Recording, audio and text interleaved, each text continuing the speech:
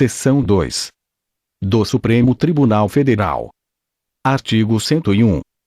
O Supremo Tribunal Federal compõe-se de 11 ministros, escolhidos dentre cidadãos com mais de 35 e menos de 70 anos de idade, de notável saber jurídico e reputação ilibada. Parágrafo único. Os ministros do Supremo Tribunal Federal serão nomeados pelo Presidente da República, depois de aprovada a escolha pela maioria absoluta do Senado Federal. Artigo 102. Compete ao Supremo Tribunal Federal, precipuamente, a guarda da Constituição, cabendo-lhe 1. Processar e julgar, originariamente, a ação direta de inconstitucionalidade de lei ou ato normativo federal ou estadual e a ação declaratória de constitucionalidade de lei ou ato normativo federal. B. Nas infrações penais comuns, o Presidente da República, o Vice-Presidente, os membros do Congresso Nacional, seus próprios ministros e o Procurador-Geral da República. C. Nas infrações penais comuns e nos crimes de responsabilidade, os ministros de Estado e os comandantes da Marinha, do Exército e da Aeronáutica, ressalvado o disposto no artigo 52, 1, os membros dos tribunais superiores, os do Tribunal de Contas da União e os chefes de missão diplomática de caráter permanente. D. O habeas corpus, sendo paciente qualquer das pessoas referidas nas alíneas anteriores. O mandado de segurança e o habeas data contra atos do Presidente da República, das mesas da Câmara dos Deputados e do Senado Federal, do Tribunal de Contas da União, do Procurador-Geral da República e do próprio Supremo Tribunal Federal. E. O litígio entre Estado estrangeiro ou organismo internacional e a União, o Estado, o Distrito Federal ou o território. F. As causas e os conflitos entre a União e os Estados, a União e o Distrito Federal, ou entre uns e outros, inclusive as respectivas entidades da administração indireta.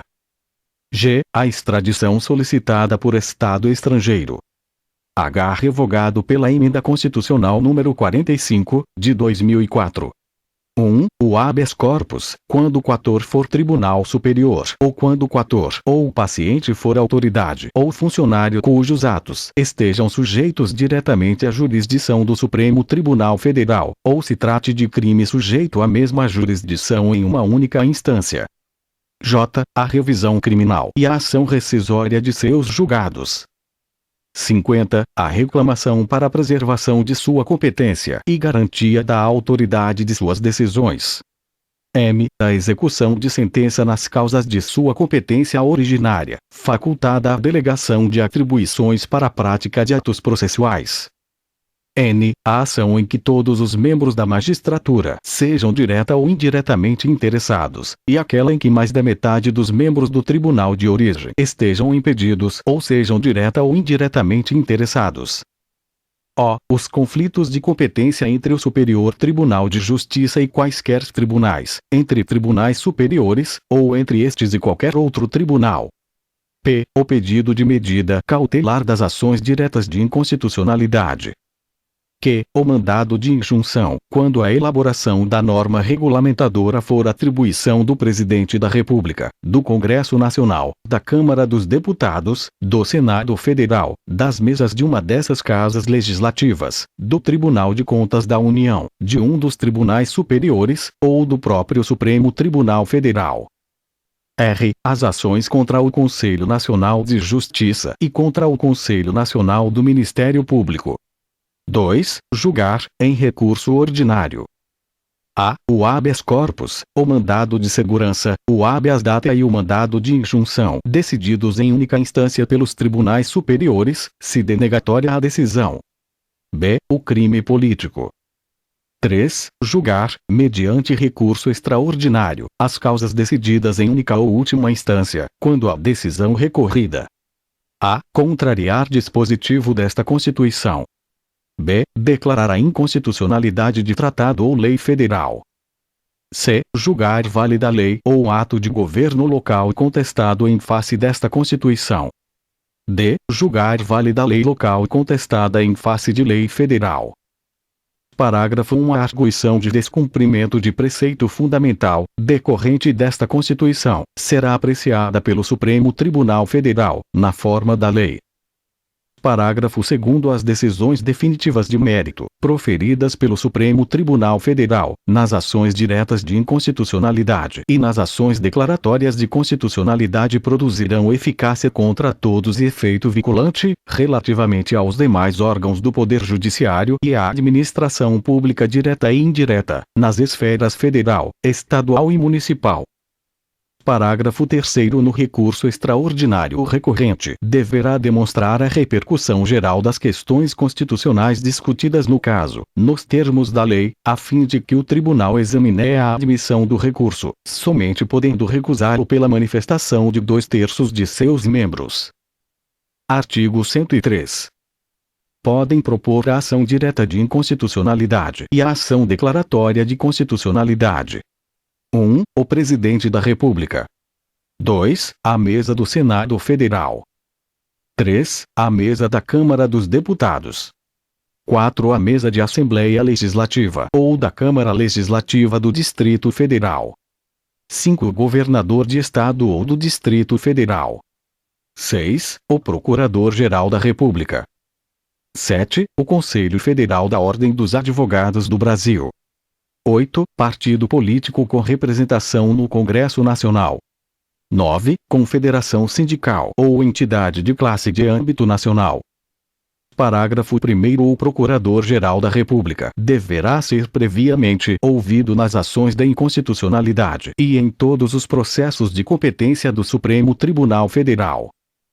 Parágrafo 2º. Declarada a inconstitucionalidade por omissão de medida para tornar efetiva norma constitucional, será dada ciência ao poder competente para a adoção das providências necessárias e, em se tratando de órgão administrativo, para fazê-lo em 30 dias.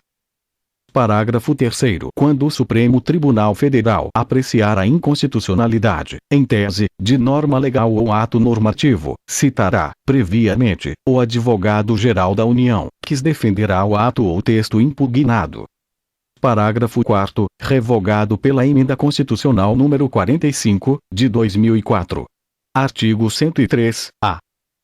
O Supremo Tribunal Federal poderá, de ofício ou por provocação, mediante decisão de 2/3 dos seus membros, após reiteradas decisões sobre matéria constitucional, aprovar súmula que, a partir de sua publicação na imprensa oficial, terá efeito vinculante em relação aos demais órgãos do Poder Judiciário e à administração pública direta e indireta, nas esferas federal, estadual e municipal, bem como proceder à sua revisão ou cancelamento, na forma estabelecida em lei. Parágrafo 1º. A súmula terá por objetivo a validade, a interpretação e a eficácia de normas determinadas, acerca das quais haja controvérsia atual entre órgãos judiciários ou entre esses e a administração pública que acarrete grave insegurança jurídica e relevante multiplicação de processos sobre questão idêntica. Parágrafo 2º. Sem prejuízo do que vier a ser estabelecido em lei, a aprovação, revisão ou cancelamento de súmula poderá ser provocada por aqueles que podem propor a ação direta de inconstitucionalidade. Parágrafo 3º. Do ato administrativo ou decisão judicial que contrariar a súmula aplicável ou que indevidamente a aplicar, caberá reclamação ao Supremo Tribunal Federal que, julgando-a procedente, anulará o ato administrativo ou cassará a decisão judicial reclamada, e determinará que outra seja proferida com ou sem a aplicação da súmula, conforme o caso. Incluído pela Emenda Constitucional número 45, de 2004. Artigo 103-B. O Conselho Nacional de Justiça compõe-se de 15 membros com mandato de 2 anos, admitida uma recondução, sendo 1. O Presidente do Supremo Tribunal Federal. 2. Um Ministro do Superior Tribunal de Justiça, indicado pelo respectivo tribunal. 3. Um Ministro do Tribunal Superior do Trabalho, indicado pelo respectivo tribunal. 4. Um desembargador de Tribunal de Justiça, indicado pelo Supremo Tribunal Federal. 5. Um juiz estadual, indicado pelo Supremo Tribunal Federal. 6. Um juiz de Tribunal Regional Federal, indicado pelo Superior Tribunal de Justiça. 7. Um juiz federal, indicado pelo Superior Tribunal de Justiça. 8. Um juiz de Tribunal Regional do Trabalho, indicado pelo Tribunal Superior do Trabalho. 9. Um juiz do trabalho, indicado pelo Tribunal Superior do Trabalho. 10. Um membro do Ministério Público da União, indicado pelo Procurador-Geral da República. 11. Um membro do Ministério Público Estadual, escolhido pelo Procurador-Geral da República dentre os nomes indicados pelo órgão competente de cada instituição estadual. 12. 2 advogados, indicados pelo Conselho Federal da Ordem dos Advogados do Brasil. 13. 2 cidadãos, de notável saber jurídico e reputação ilibada, indicados um pela Câmara dos Deputados e outro pelo Senado Federal. Parágrafo 1º. O Conselho será presidido pelo Presidente do Supremo Tribunal Federal e, nas suas ausências e impedimentos, pelo Vice-Presidente do Supremo Tribunal Federal. Parágrafo 2º. Os demais membros do Conselho serão nomeados pelo Presidente da República, depois de aprovada a escolha pela maioria absoluta do Senado Federal. Parágrafo 3º. Não efetuadas, no prazo legal, as indicações previstas neste artigo, caberá a escolha ao Supremo Tribunal Federal. Parágrafo 4º. Compete ao Conselho o controle da atuação administrativa e financeira do Poder Judiciário e do cumprimento dos deveres funcionais dos juízes, cabendo-lhe, além de outras atribuições que lhe forem conferidas pelo Estatuto da Magistratura. 1. Zelar pela autonomia do Poder Judiciário e pelo cumprimento do Estatuto da Magistratura, podendo expedir atos regulamentares, no âmbito de sua competência, ou recomendar providências.